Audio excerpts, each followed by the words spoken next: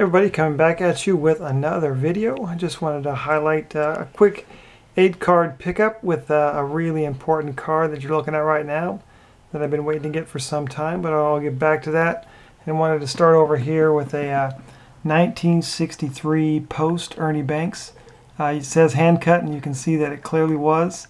I really like the Post cards, just the history behind them. The fact that a little kid probably cut this off and maybe prized it away in his collection. It's a unique item, and I like cards, you know, that are nice and sharp that come out of packs. But I love these oddball things, like these postcards. Just really cool.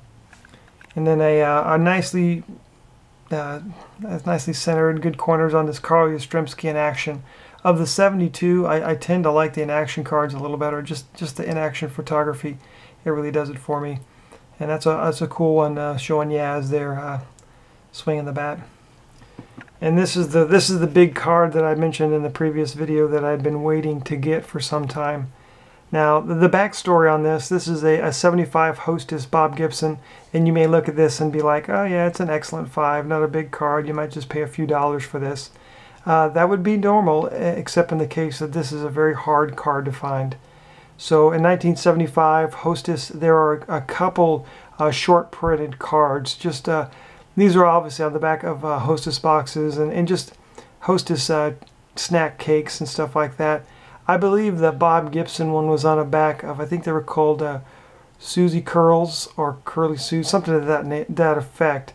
And there just wasn't a whole lot of them printed, so they're extremely rare and hard to find. And in my collection, I did have one raw that I wanted to just show right here. This one right here, this raw copy of it. And I've thought, you know, I don't have a PSA membership, but I thought in the past, because I need one graded for my Bob Gibson collection, that I would just try to get this authenticated and get it sent in, because you can see the top was cut short. It's not in great shape, you know, it would probably be considered miscut. But this one right here is an excellent 5. I tell you what, I've only seen, this is only the second one I've ever seen graded for sale.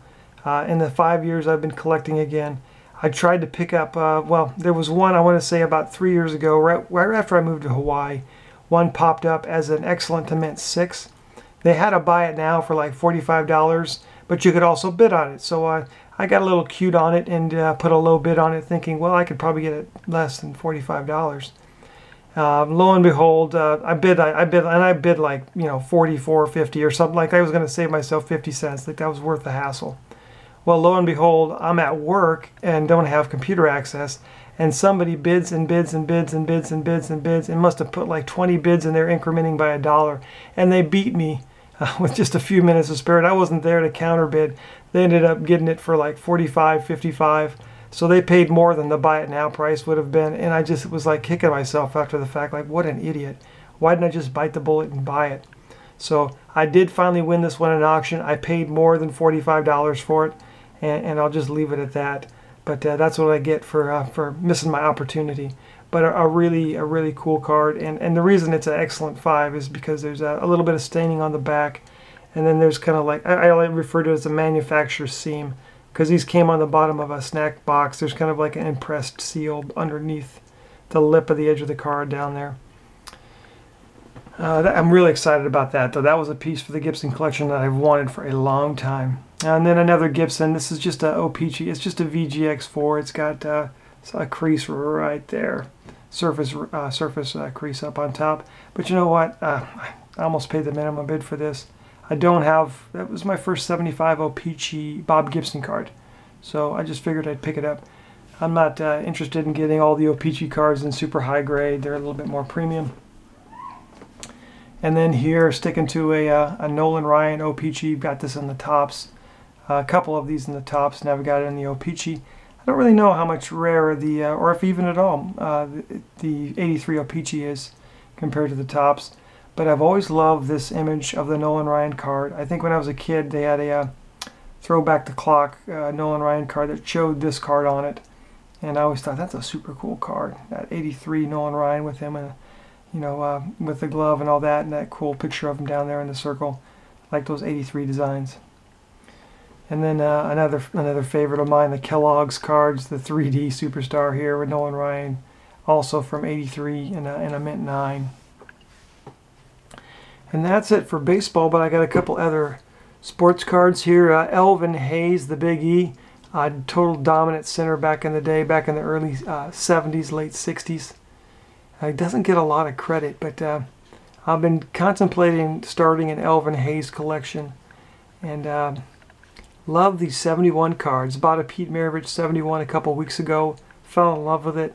The color, the design, the contrast. It's just a beautiful set in general. A beautiful set. And a great player, Elvin Hayes there. And then the last card I want to show you for my Joe Montana collection. This 86 Topps Joe Montana.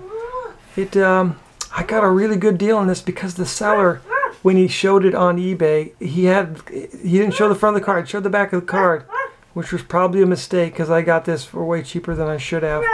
But in the end, it was a great card, nicely centered, good sharp corners, and I'm really excited to get it in the collection because I've been looking to get a Montana from '86 for some time, and they were just too expensive. So it just goes to show if you're patient and just wait it out, your opportunity comes.